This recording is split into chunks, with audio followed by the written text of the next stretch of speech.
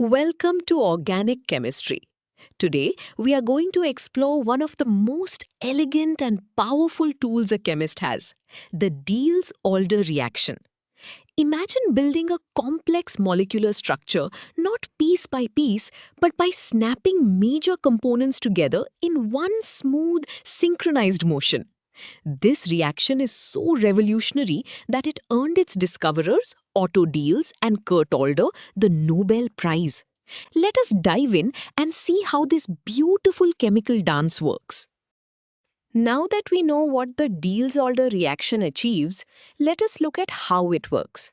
It is formally known as a cycloaddition, which simply means adding two molecules together to form a ring.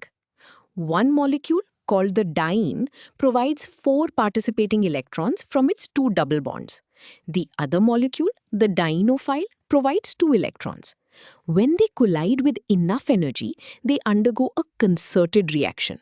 This means all the old bonds break and the new bonds form at the exact same time, without any intermediate stopping points, always resulting in a six-membered cyclohexene ring.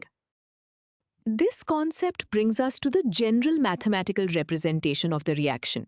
Here we see the simplest diene, 1,3-butadiene, reacting with the simplest dienophile, ethene. The delta symbol above the arrow indicates that heat is applied.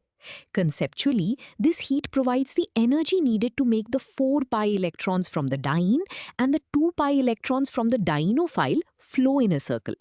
As temperature increases, the molecules collide more forcefully, overcoming the energy barrier to start this circular electron flow, creating two brand new single bonds and shifting a double bond. Before we move on to more complex structures, let us see this with a concrete example.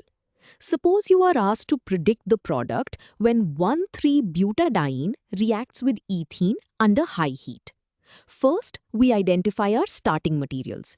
We align the diene, which has two double bonds, so its ends point directly at the ends of the dienophile, which has one double bond. These two separate molecules are currently floating freely in the reaction flask, waiting for the activation energy to initiate the collision. Continuing with our reaction, we now apply heat. This provides the activation energy needed for the molecules to crash into each other with enough force. The original pi bonds break and the electrons shift simultaneously in a continuous loop through a concerted transition state. This gives the final result, cyclohexene, with the molecular formula C6H10. The two original molecules have completely fused together into a single stable cyclic structure with a new double bond in the middle. Now that we have calculated the final product, let us visualize exactly what happened. On the left, you see our reactants, the diene and the dienophile. Notice the curved arrows. They represent the circular flow of the 6 pi electrons. In the middle, the dashed lines show the transition state, where old bonds are breaking and new bonds are forming at the exact same time. Finally, on the right, we see the completed six-membered cyclohexene ring. This diagram perfectly captures the synchronized chemical dance of the cycloaddition. This basic mechanism leads us to an important question. What happens if the diene is already a ring itself? In this case, the reaction creates a three-dimensional structure that looks like a bridge, called a bicyclic compound. The dienophile can attach pointing outward, called the exo position, or tucked inward under the bridge, called the endo position.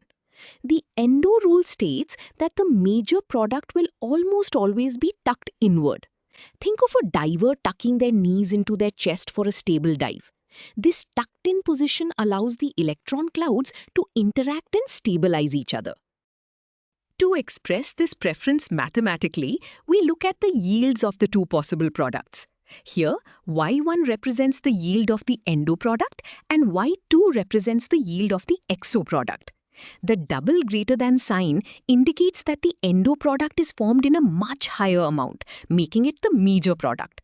Physically, this happens because the tucked-in geometry allows the electron clouds of the two molecules to interact favorably. This secondary interaction stabilizes the transition state, causing the endo pathway to be significantly faster and more preferred during the collision. As the stability of the transition state increases, the yield of the endo product dramatically outpaces the exo product. Let us apply the endo rule to a classic laboratory experiment. We are asked to predict the major product when cyclopentadiene reacts with maleic anhydride. First, we set up our reactants. Cyclopentadiene is our diene already locked into a rigid 5-membered ring. Maleic anhydride is our dienophile, equipped with electron-withdrawing oxygen atoms. Because the diene is already a ring, we know the resulting product will be a bridged bicyclic molecule, requiring us to think in 3 dimensions.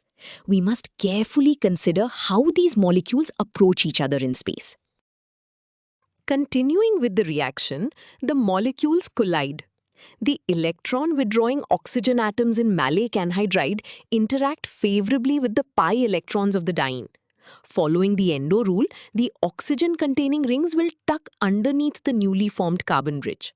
This gives the final answer, the endo product, with the formula C9H8O3. This specific geometry is a direct result of those secondary orbital interactions stabilizing the transition state, ensuring that the tucked-in endo product is formed in a much higher yield. To truly understand this 3-dimensional geometry, let us look at the spatial arrangement.